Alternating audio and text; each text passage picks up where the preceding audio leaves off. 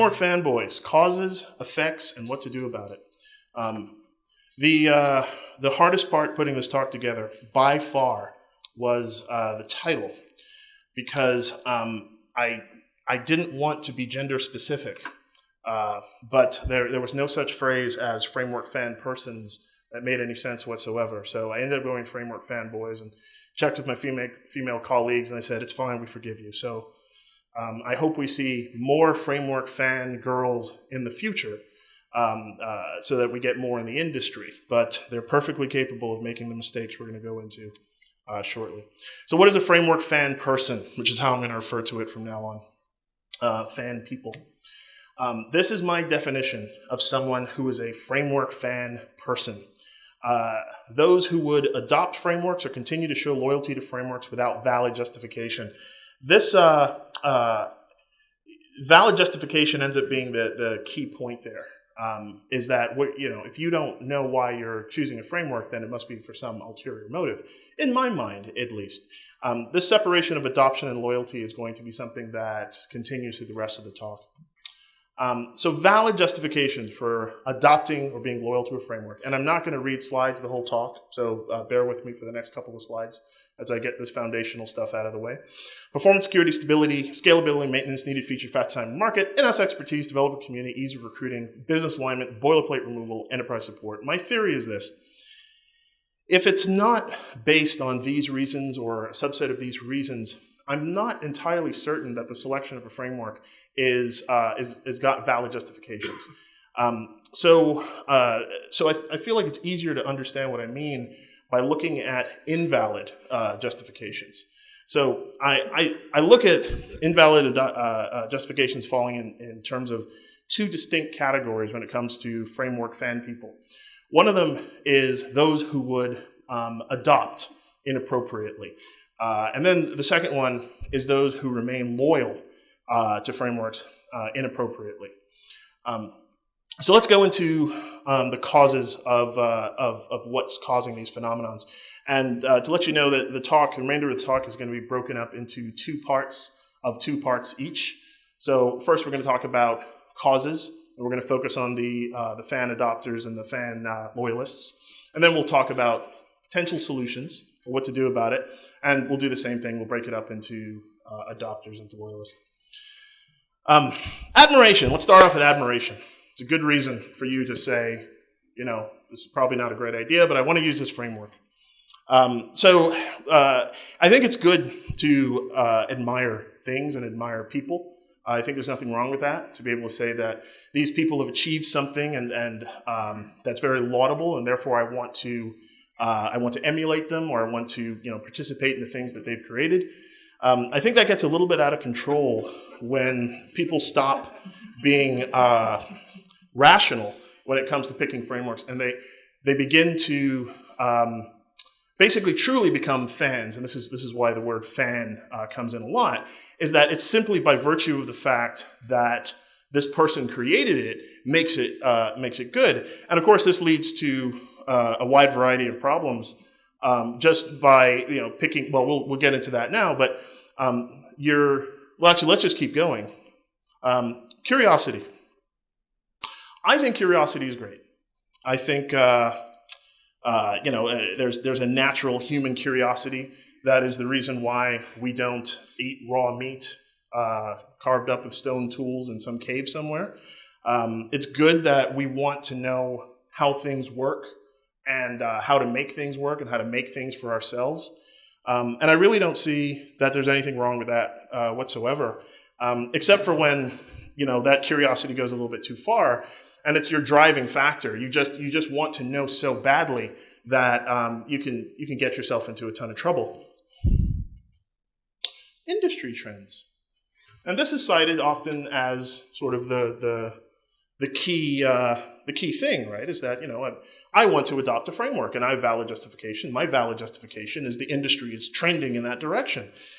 And whenever someone talks about industry trends, inevitably they'll send you a link to Google Trends, where they've done the adequate amount of research, which amounts to approximately 60 seconds, to determine that a framework is failing to maintain its popularity, or a framework is rocketing in its popularity, and therefore we should use that to influence our decisions. For example, this particular framework, as you can see, rocketed in popularity. The only issue with this in particular is that there was a movie that was released that had the framework's name in it, so perhaps that information wasn't quite as valid as we thought it was. So, boredom. I think that, especially if you're an enterprise developer, things can get a bit dull in your day-to-day. And I think we all know that. It's where we tend, especially if you're doing things like maintaining legacy. Please hold questions, please. The legacy maintenance is definitely a pain in the rear, and it's not very stimulating. It can feel like you're doing the same thing repeatedly and trying to expect different results.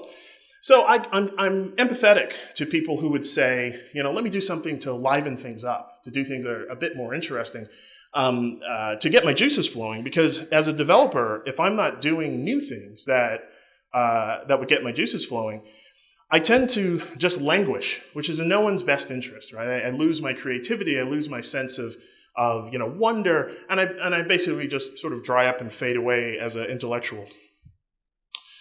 Nonconformism, and I don't know the proper enunciation of that word. I keep thinking I've got my emphasis on the wrong syllable, but I think it's nonconformism.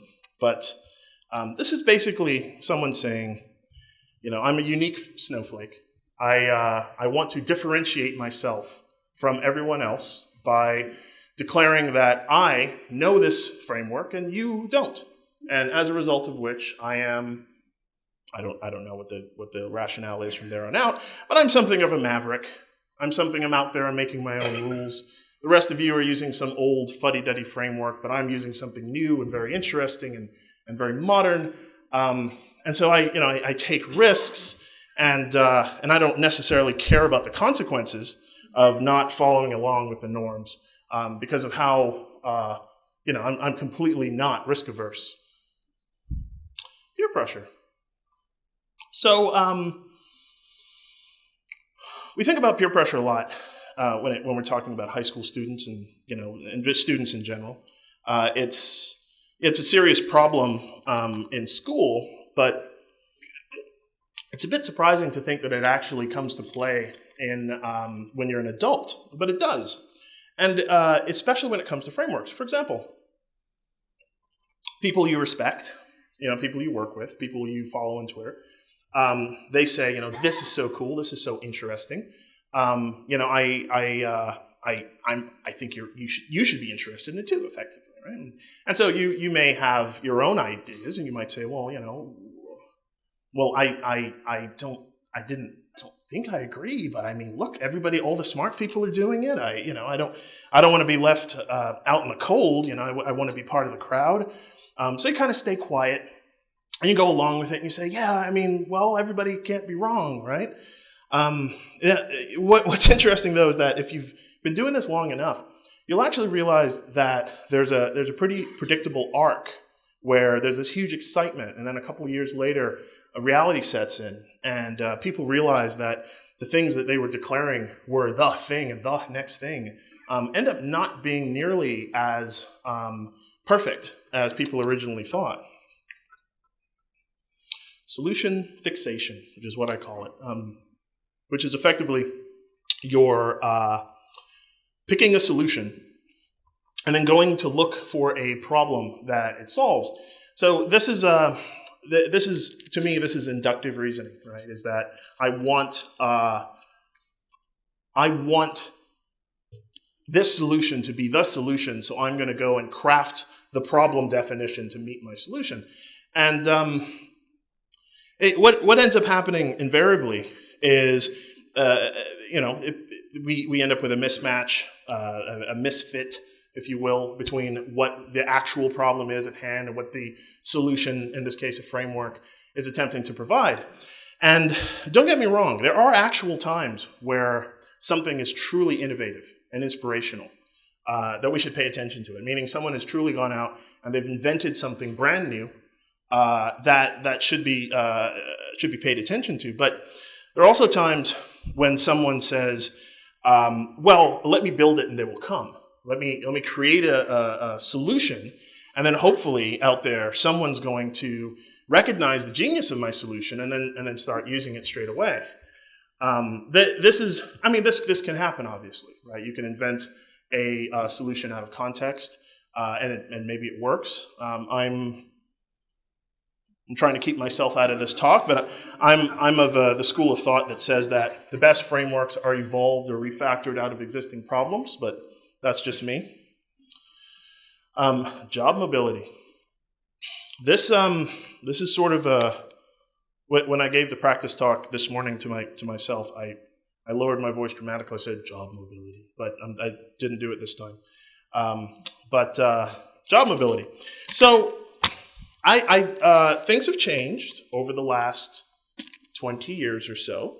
We no longer work for the same company for 40 odd years and retire with a pension and kind of enjoy our retirement on a beach somewhere, which is kind of how we were raised. If you're around my age, which is pushing 40, it turns out that retirement ends up being a lot of continuing to work, unfortunately.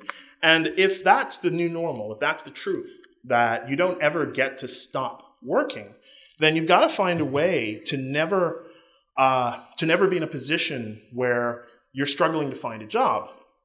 And in technology, it can be really nerve-wracking because how do you maintain skills for the next job while you're at your current job? And I think I think the general thought is, well, you're at home at night, that's what you're doing, you're improving your skills and what have you. And during the day, you're just doing the job that's asked of you. But the fact is, it's really convenient to be developing the skills for your next job at your current job. Because if you were to lose your job suddenly, speaking from experience, you don't actually have a ton of time to prepare for the inevitable interview. And technology interviews can be particularly nasty, as just about everybody in this room has experienced. And you don't have a ton of time to prepare between jobs. If you lose your job suddenly, the company goes under, laid off, God forbid you get fired. You don't have a ton of time because the longer you spend trying to develop those skills, the less desirable you look to your next employee. It's and if you don't develop those skills, you run a relatively serious risk of sort of being on the side of the road and being unemployed because you are trying to acquire these skills that you now realize the market needs, but you're spending more time out of the market trying to develop those skills, and then you look up one day and you've been unemployed for 6 months, 12 months, and nobody wants to touch you. And it's a real phenomenon. It's a sad phenomenon. The causes of fan loyalty. So we just finished talking about fan adoption. Now we're going to talk about fan loyalty, the other side of the coin. Holding on to a framework lovingly, long after you really should have let it go. Fear of the unknown. I feel like fear ends up being a theme in this section. Fear of the unknown. So I'm reading a book by Jared Diamond. I think it's called The World Until Yesterday, and he talks about something called constructive paranoia. And constructive paranoia is the thing that makes you go, wait a minute, maybe it's not a good idea to walk across the highway, which apparently is an epidemic that we're suffering with in Atlanta. Constructive paranoia can help when selecting, with keeping, saying let's not use this framework by simply saying, you know what, let's hold on to what we have right now. Let's not jump, let's not look before you leap and all those other things. The issue, of course, becomes when that's you're pretty much your only motivator, and it's relatively easy to tell because you say, hey, I'd like to move to this. There's another framework that's out there. I think it holds a lot of promise. And the other person says, I don't really think now's a good time. I don't really think that's a good idea. And you notice that there's no actual backing to that. It's just, is that the end of the conversation? That there's nothing else to discuss simply because you're afraid to even look at what this other framework should be. Fear shouldn't be the thing that drives our technical decision-making. Now, constructive paranoia is perfectly fine, but it shouldn't be fear that's stuck. Can we be serious? This is a very serious topic. All of you are chuckling in the audience for no apparent reason. The fear, being constructively paranoid, it's fine. That's fine. But being paralyzed by fear because you're saying, this is unknown, I don't want to do it, I don't think that's a valid justification. Comfort with the familiar. So you see this a lot. So imagine the scenario, and if you haven't seen the scenario, you may unfortunately be living the scenario. Someone has worked very hard, taken their startup to be an enterprise, and the same people who built it are still there.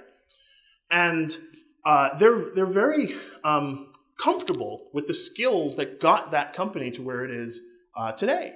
And it was very hard work. They were very innovative in their time.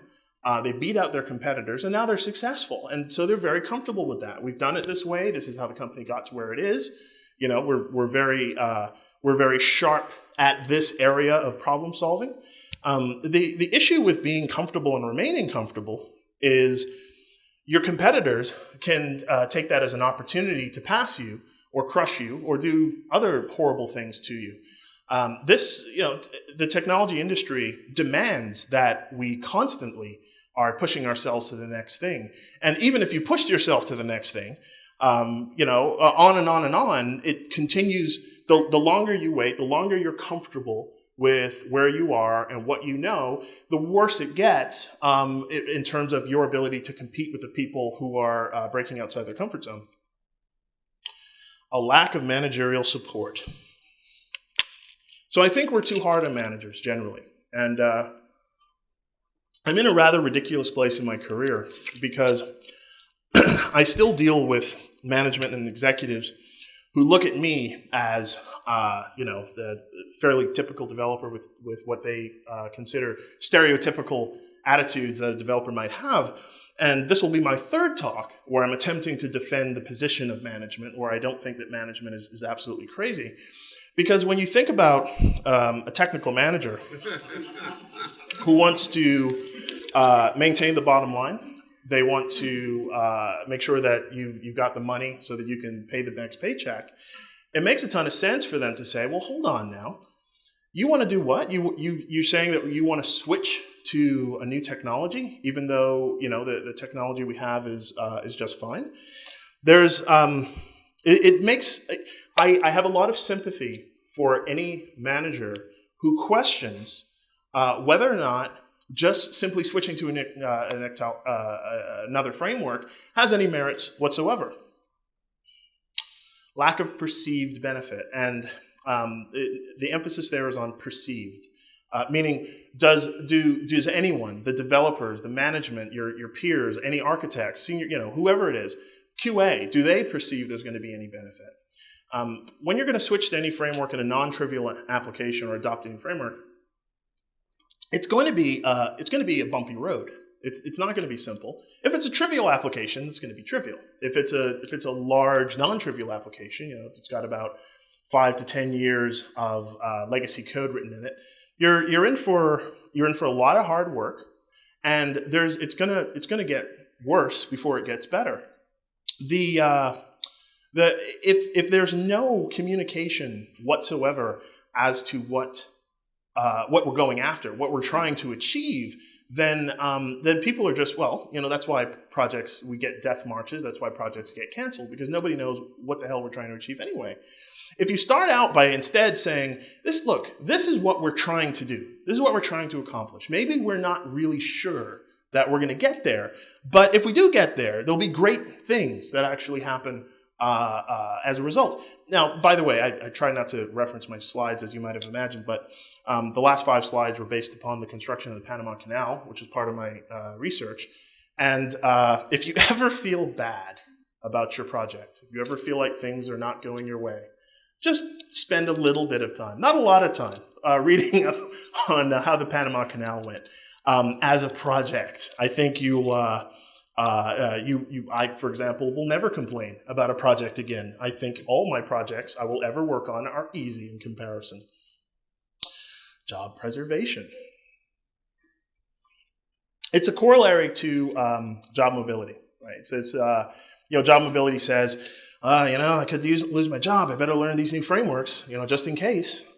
Job preservation says, I got my current job. I don't want to lose my current job. I better keep doing what I'm doing. And that's not a new idea, right? There's always been this idea of, let me develop some expertise in a thing, and then let me continue to be an expert in this thing for forever and ever, because as we know, the technology, the techniques and technologies that you know today generally don't change, except for they do, and they do dramatically. So really, this idea of protecting your job is a bit naive, because you're kind of saying, I got to make sure, and this manifests itself in the following. Someone might say, guys, ladies, let's not continue to look into this framework. This is working just fine. Why don't we just stick with what we know? And then you look up one day and they hire new developers who just make them obsolete. And there's no qualms about it, because you go, well, you refuse to evolve, so we hired people who were willing to evolve, and now we no longer need your services. Thank you so much. And then these people feel like the company did them something, offensive. You made yourself obsolete. Not wanting to admit fault, which incidentally is something I don't fully understand in terms of why people are afraid to do this. Silicon Valley is known for, their startup culture is known for this idea of something along the lines of fail quickly and cheaply, or something like that. It's where they embrace failure, just so long as you don't dwell on it. But when it comes to switching frameworks, if you're the person who picked the framework that needs to be replaced, it's easy to see how someone might go, oh man, gosh golly gee, I'm going to have to go back to these same people and go, hey, I'm really sorry about this, but I think I made a mistake, and we're going to have to we're going to have to change direction, because you can't help but feel like you're going to lose something profound and important. Like, maybe you won't be invited to the important architectural meetings now. Maybe you won't get that promotion. Maybe, you won't get that pay raise because you admitted, I made a mistake. It depending on the company, that could be a very legitimate concern. Fear of learning. This, to me, I realize, one of the versions of this talk, this is the final version of this talk, had this section blown way out, and I trimmed it back because I realized it was a completely different talk. But it's a phenomenon that I think, I don't want to sound trite, but it affects us all. And it goes something like this. Learning is fun. Everybody likes learning. Learning is exciting, and kids love learning, and so we should love learning because learning is exciting. And we're kind of taught that from a young age, right? Learning is fun. Learning is exciting. The issue, of course, comes when you stop doing finger painting, and they start showing you multiplication tables and things like that. And pretty much from there on out, learning stops being fun, and learning starts to become a drag, and it starts to suck, and it kind of continues to suck for quite a while. All the way through, into higher education. There was one of, when I looked at it, it was one of the most popular TED Talks, if not the most popular TED Talk. I forget the name. This morning I said, before I give the real talk, I totally have to look this up, but I didn't. But basically the speaker says something along the lines of, we are educating our children perfectly to be college professors. And his whole point was, we need to educate people in such a fashion that they are able to be, the most productive versions of themselves. For, like, again, I'm trying my best not to go off on a tangent. But in real life, what happens is you finish college, you get your degree, or you don't finish college like me, and that was a grueling exercise that started just after finger painting, which was a blast, and then ended, 18 years plus later, 20 years later. And now you have a job, and, fast forward to now, and someone says, hey, we're going to switch to a new framework, and you're going to have to learn it. And I think there are people, and it's completely understandable in my opinion, who get petrified at this. Now, the question is whether or not they tell themselves they got petrified at it. But you're going to have to suck at it before you get better at it. There's absolutely no way around it. And a lot of people just say, I already paid my dues. I don't want to have to do that again. So now what to do about it? So a pause here, because we're switching into the second of the two parts of the talk. More or less on schedule. I was a bit nervous when I started, so I rushed a bit. I'm sorry. But this is roughly halfway through the talk, and we're roughly halfway in. So again, as you know, I do multiple revisions of the talk, and I made my first revision. I let my wife see it or listen to it. She was displeased. One of the reasons why she was displeased is she felt that the previous version of my talk, which I liked a lot, by the way, which was just me ranting for 60 minutes, according to her, was low on solutions. It was high on complaints, low on solutions. So I said, okay, honey. And of course, we do what any married couple would do. We fought about it viciously until she won. And so this is to her, if she ever hears this recording, is that I dedicated an entire frickin' backside of the talk to being solution-oriented. So we're going to talk about solutions. And incidentally, if you ever think about this topic, it's a far more exciting topic to criticize than to think about doing anything about it. So here we go, and this is to my wife, Maisha. Admiration. What can we do about admiration? It's not their frameworks we admire. I think this, to me, is the core point there. Titans of industry would not be an understatement. These people who've created these companies, they are themselves inspirations. And then what they created is incredibly laudable, and it cannot be taken away. These are people who they impact, without any exaggeration whatsoever. Their companies and have influenced everything we do.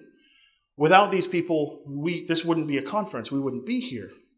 Furthermore, the companies that they create and the people they hire are some of the best in the world, almost by definition. But the thing that I think is inescapable is that the frameworks that they're putting out today are not what got them to where they are. They're actually something that someone they hired along the way created and kind of was trading on their name. And I know that sounds really harsh, but I'll submit to you this thought experiment. So some company produces some framework, and the lead developer on that framework leaves. They get disgruntled, and they move to some small company you've never heard of, and they produce another framework. I think the thought experiment there is, what do you stick with the first framework because of the company that created it? Or did you say, well, that guy or that girl is very intelligent. Why don't we see what they're producing next? Sometimes we do. But oftentimes, I think we just get fixated on the fact that these people did so many great things. Certainly their frameworks must also be amazing. This idea of the sort of amazing thing in the sky that can save us all, I think is built into our society and our culture. And a documentary I could not find about the Vietnam War, it talked about Chuck Norris movies. And it's, how can you do a technical talk without somehow referencing Chuck Norris? And the person being interviewed said that Americans needed Chuck Norris as an explanation as to why they lost the Vietnam War. Is that if only we had more Chuck Norrises, and by association I would assume Rambos, if only we had more of these people, we'd have won the war. And I feel like we think that way about frameworks a bit too, where we go, this is very, very difficult. I'm having a tough time, but certainly there's a Rambo or a Chuck Norris over at these big companies who has the solution. I just need to take their solution and apply it to my problem and everything's going to be okay. Curiosity. I think you should do that on your own time. I think it's not a valid justification for adopting a framework to say that I want to explore, I want to spread my wings intellectually. They have academia for that. If anybody really wants to do that, they should either go back to college or apply into college, get a grant for whatever they want to study, and study it. And then all day you can satisfy your curiosity. For the rest of us who have day jobs, there's other ways that you can satisfy your curiosity. I had the great fortune to have the company I work for pay for me and several of my colleagues, 2 of them there, to go to Robots Conf 2 years ago.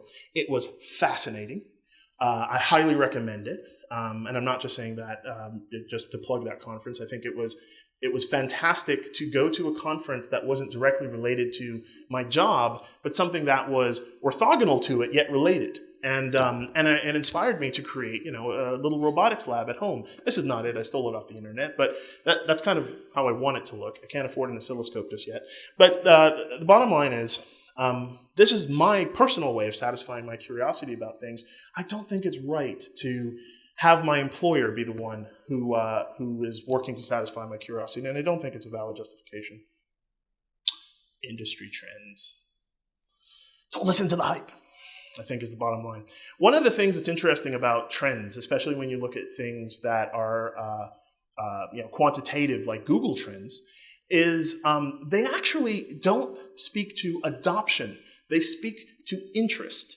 And I think this is something that people don't fully understand when they're looking at how these things are being hyped up by the community. If you look, there is an astonishing amount of interest in some of the modern frameworks, but you actually, literally do not know whether those are people going, I really want to learn about this, oh my God, that's horrible, and then run the other way, or they're going, wow, this is amazing, I definitely have to adopt it. And the point I'm trying to make there is that trends for technology, especially when observed through a very narrow and potentially flawed lens like Google Trends, don't necessarily mean that it's popular in terms of adoption, which I think is what should matter.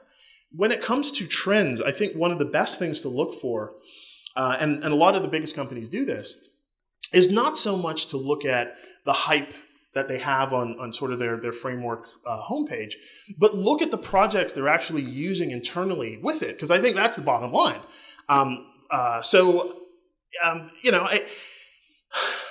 When I think of this hype idea, if I go to a page that's, and I cannot find another word, that's marketing or advertising its own framework, and it's telling you, we do this, you should do this, this is so easy, look at our to-do, look at our hello world, da-da-da-da, and they're working really hard to convince me that I should be using it, I give them less credibility than the frameworks that say, here's our API, and take it or leave it, this is how we work.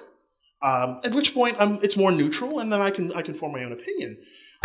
When it comes to what I really like, and if I ever make a framework one day, and I hope I never do, this is how my homepage is going to look. It's going to look something like this.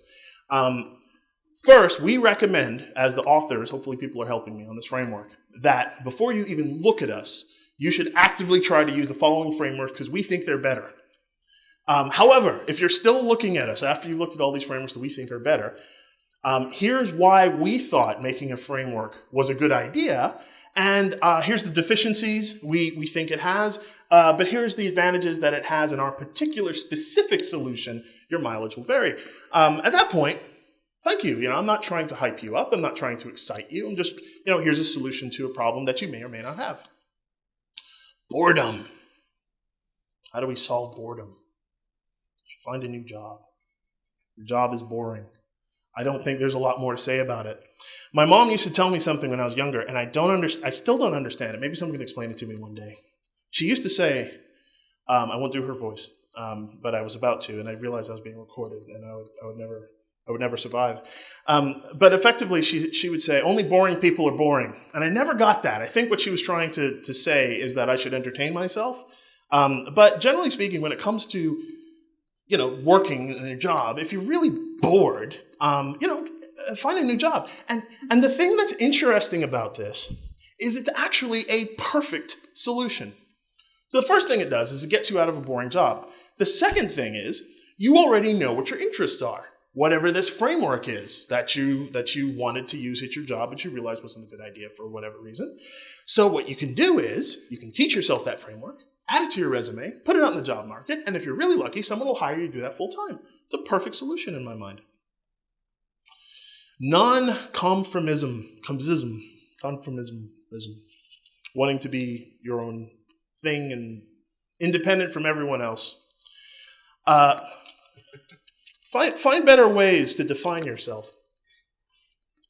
So this issue here, I wrote an article somewhere out there on the internet where I said you are not your programming language, which was a nod to Fight Club, which is arguably my favorite movie. But you are not your programming language, and you are not your framework.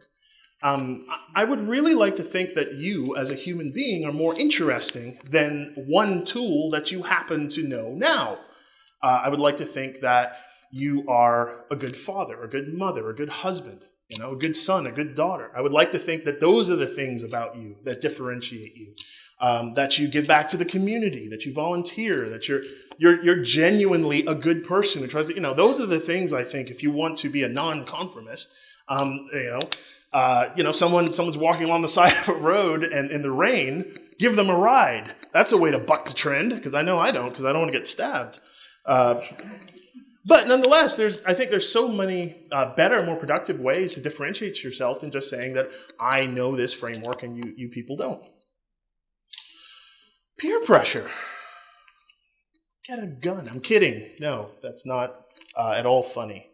Form your own opinion. And to form your own opinion, the thing you have to do is something that I unfortunately, these gentlemen I work with, and two of them are actually on my team.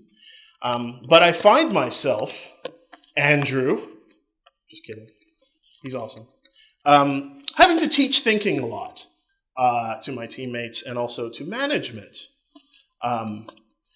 Bottom line is, thinking as its own activity is often,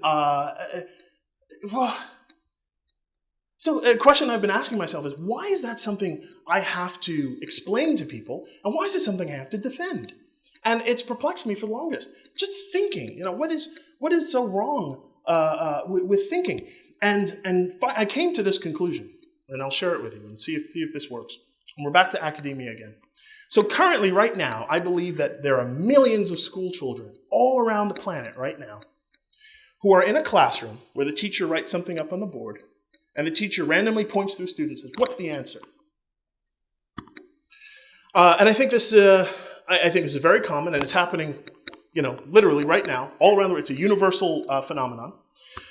And then, let's walk through the scenario where thinking is a valuable activity. So this student says, that is a very interesting question. I hadn't really considered that before. Let me do this. Let me go off and do some research on the answer. And what I'll do is I'll come back to you in a couple of days with sort of a balanced assessment of what the answer should be. Is that okay? Well, they'd be sent to the principal's office. And this is a problem because that's exactly what you need to do when someone says, "Hey, here's a new framework." It's like, oh, okay, well, that's good. Let me think about that. Let me use it a bit. And oftentimes, you'll have the peer pressure of, no, make a decision now. Either you're with us or against us. It's not like that. It's just a tool. Just use it. It will. I promise you. I swear to you. This is a universal truth. Every single framework out there will have pros and it will have cons. If, for your particular problem, the pros outweigh the cons, you should use it.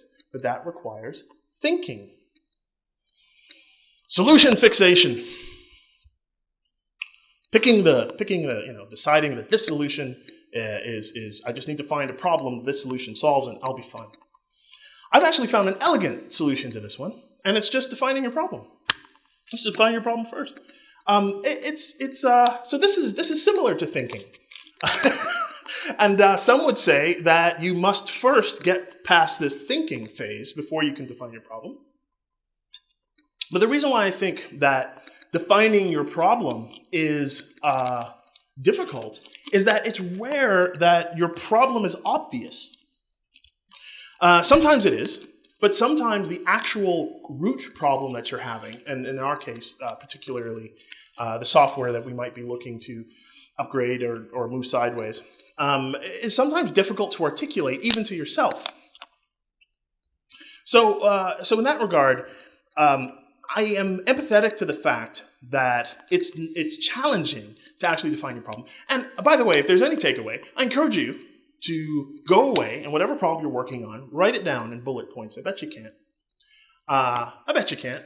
And the reason why I say I bet you can't is because it's actually a very tough exercise to do.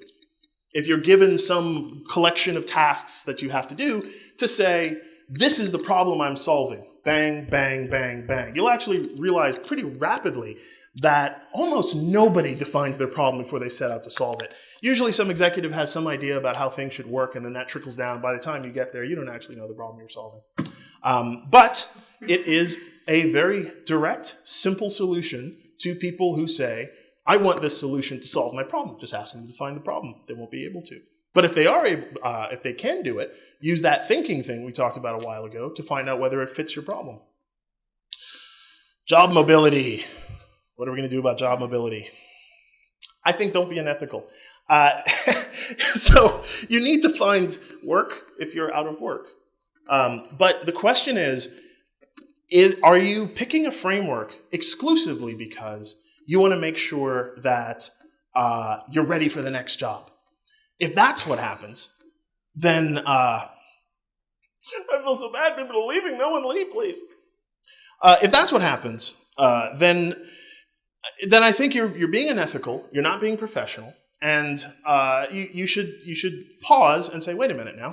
I want to make sure that I'm still viable should I lose my job, but is that the only reason that I'm saying that we should adopt this framework? We should use this framework. Last of the 4 parts for any of you thinking about leaving. My ego can't take it. Please don't. What to do about fan loyalty? Fear of the unknown. What to do about it? I think you don't know until you try. Someone will say, well, I know this framework is going to be great. No, you don't. And if you think you do, you're just kidding yourself. It could be an absolute disaster. But at the same time, that should not stop you from attempting it. There is a moment where you have to take a leap of faith and say, okay, I believe that this is probably going to work and it's probably going to be an elegant solution to our problems, so I'm going to give it a shot. Comfort with the familiar. So I worked desperately trying to find some advice for this that wasn't trite, but I couldn't, and I worked at it. I probably spent like 30 minutes just trying to find a better catchphrase, but I was stuck with this one, and I apologize. But yes, get outside the comfort zone. I feel like, so if you Google that, you're going to find numerous motivational posters. Get outside your comfort zone. Because, being in your comfort zone is bad, and, you got to get out there and do stuff and try new things. There's a problem, however, and the problem with being in your comfort zone is that it's very nice in your comfort zone. It is actually very comfortable in your comfort zone. And it's very tough to tell someone, get outside your comfort zone, if there's no appreciation for just how comfortable it is. If you've been doing the same type of development day over day for 15 plus years or something like that, you're very comfortable with that. It's very challenging to wake up and say, I'm just going to dump everything I know. I'm going to go back to zero, and I'm going to confront my fear of learning, and I'm just going to start over. Well, that's a very tough thing to do. And I think that we are really hard on people who won't just voluntarily just jump up and say, I'm totally willing to throw out everything I know and start over. Being in your comfort zone is comfortable. I don't think that's a bad thing. Lack of managerial support. I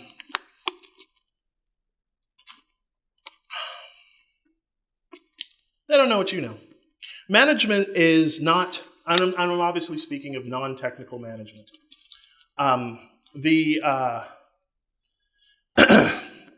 Hello.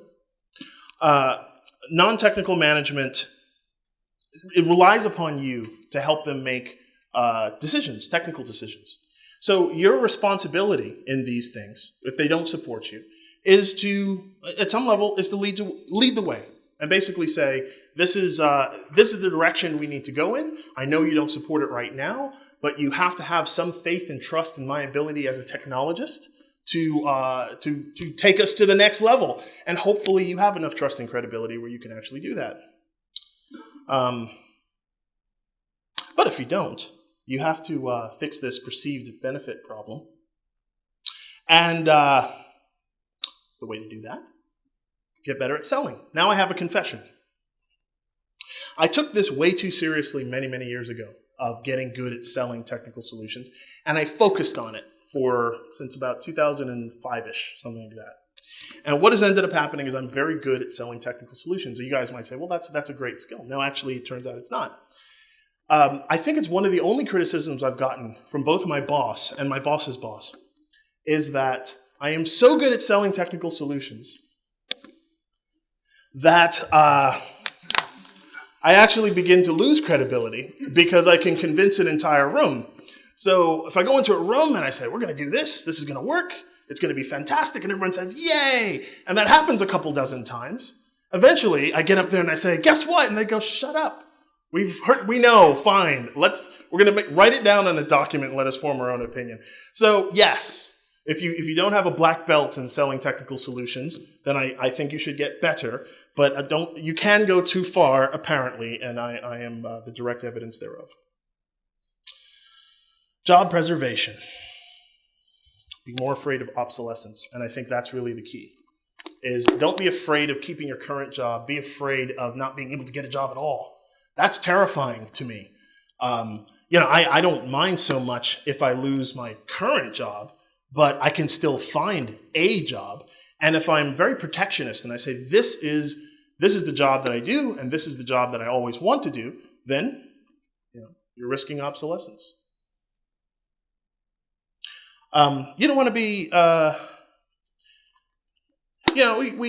maybe we don't talk about this quite enough, but there is such a thing as being obsolete in your technology.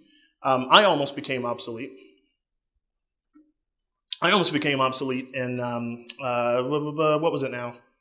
I would say mid-2000s because I was a JavaScript programmer.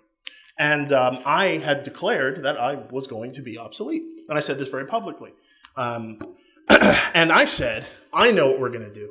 I know what I'm going to do. I'm going to redirect my career in the direction of a popular framework that was being put out by Adobe at the time. And this would have been 2003-ish or something like that. And I thought I was very smart because I had survived obsolescence for this language that was obviously not going to go anywhere because it was good for nothing. And I switched to this very promising technology that was from this very promising company of formerly Macromedia, now Adobe. And a certain titan of industry sort of ended that pretty definitively in one email, which is epic. I've never seen someone just totally destroy an entire technology direction with a single paragraph, which is basically what happened. And suddenly I wasn't obsolete anymore. So I fixed my resume and I put it all back and I said, look, I have many, many years of experience in HTML5, so hire me. Not wanting to admit fault. I think we all make mistakes, and I really don't know of a different way to explain it. One of the mantras that I use is it's not the mistakes you make, it's how you recover from it. You have to make mistakes when you are trying something you've never tried before. You must. It's probably one of the things that stops people from learning. If you're going to try to do anything of note whatsoever, and perhaps switching a large legacy application to a new framework is something of note, you're going to screw something up. It's just a question of when and how big and how recoverable the thing is that you screwed up. But at the end of the day, it's not the fact that you made a mistake. It's the fact that you said, okay, sorry, that was a blunder on my part. However, this is what we're going to do to fix it. And to me, that's one of the key elements of leadership, is being able to say, everyone, I led you down a bad path. And here's why I think it's a bad path. And here's what we need to do about it. Come on, everyone, let's go and fix this mistake. And because I make a stunning amount of mistakes every day, I have to actually get quite better at that. Fear of learning. There, I said it a little bit lower. Fear of learning. Learning is a skill, not an ability, and I believe that. I believe that to my core. I don't think you're born with the ability to learn new things. Definitely, there's people who are born with genius level intellects. Right? There's Mozarts and Einsteins and people out there. There's no doubt that there are people with natural gifts. But learning, meaning I want to pick up a new thing. I want to learn to play a musical instrument. I want to, learn how to dance. I want to learn how to paint or something like that. I think that idea of that process of learning, that continual process of learning, is something that's a skill that can be developed. And today, I hate to say it, you've got the entire internet. There was a time that learning new things was quite difficult. It's not difficult at all. I had to replace the lawnmower blade on my lawnmower, and I didn't know how to do that. I just knew, based upon other things I read on the internet, that your grass blades are not supposed to be frayed. They're supposed to be clean cut.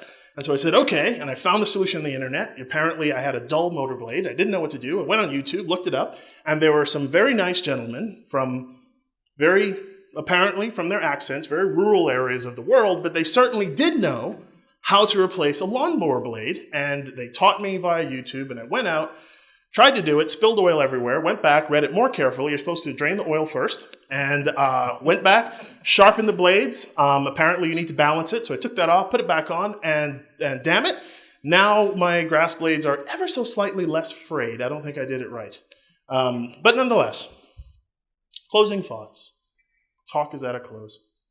Now, if anybody wants to know what the toughest part is, absolutely, of getting up in front of an audience and speaking, it's when you see people yawning in the audience. You, sir. That's okay. And you, sir. But that's okay, because the only reason I'm not yawning is I can't yawn in my own talk, because it's early and I haven't had coffee. But nonetheless, I powered through. One of the things I want to remark the most about my talk, my closing thoughts, is I did not mention the name of one framework in this entire talk. Did anyone notice that? Thank you. I went through my entire talk, Nothing Matters More than Coding Fast, without mentioning the word Agile ever. And so I did it again. I did not mention the name of one framework. In my trial run, and I think some of you were sort of wondering why I was hesitating when I was trying to describe the framework from Adobe in the mid, because I'm not going to do it. I'm not going to fold. I'm not going to use it. There was another time where it would have been easy for me to explain that there's actually a particular company, Twitter, who can owe some of their success to another particular framework, whose name I will not mention, but it's relatively well known that was part of their success, is getting Twitter prototype up in a very very short period of time. But I hope you enjoyed this talk. I enjoy speaking. If there was only one of you that showed up, I would speak to one of you. That is all I have. If there happen to be any questions, and I cannot imagine why there would be, but if there were, we are open for questions. I hope you enjoyed the talk. Someone clap. Thank you. Yes, sir. Yawny McYawnster. Yes. What do you do about people who like to write frameworks? Oh, gosh. I think that's... so there's kind of two ways you can look at it, right? You can look at it as, and yes, I won't be offended if you leave now, so it's fine. There are questions. So there's kind of, I would put that in two categories. The people who want to write a framework at home to satisfy the curiosity, and there's people who want to write their framework instead of getting work done at work. I said instead of. Now, if you're writing the framework as a matter of course, okay, but here's the problem I have with that. I do not believe you can make a good framework, and I was taught this, and I found it to be true, by deliberately making a framework. By waking up one day and say, I shall make a framework, and then beginning to write a framework. I think the best frameworks come from writing something non-trivial, big and difficult, and then recognizing that there's certain repetitive implementation patterns that are there, refactoring those out into a module and looking up one day and going, well, that looks like a framework. Maybe other people would find value in that. But I generally have no patience for people who want to play at work. Is that... I still have them. Additional questions? Yes, sir. Well, people may have heard of this meme of use libraries, not frameworks. So what's your take on that meme? This was the... So as you can imagine, I had a slide that said, what is a framework? And I took it out. I said, I'm at a developer conference. I don't have to define a framework. But this puts it in the category of micro frameworks and people who say, Unix had it right. Let's pull together a lot of different little things and stitch them together. My thought is, and hopefully at the risk of sounding like a cop-out, define your problem first and then go after your solutions. To me, that wipes out the conversation of, should I use this framework or a lot of little libraries or what have you? Don't pick anything until you understand what you're solving. If you have a problem that's best solved by putting together libraries and micro frameworks and putting it together with some middleware boilerplate code, then by all means do it. If you have a problem that's exactly in alignment with some big heavyweight framework, then do that too. But absolutely first start with the problem. It leaves me incredulous as to the people who say, we got to be using this. This is what we got to be using. And then I say, cool. Just solve what? What do you mean? Everybody uses this. So I think it's all about what is your problem you're trying to solve, and what are the potential solutions that are out there. Questions? Questions going once, twice, 3 times? Thank you so much for attending my talk.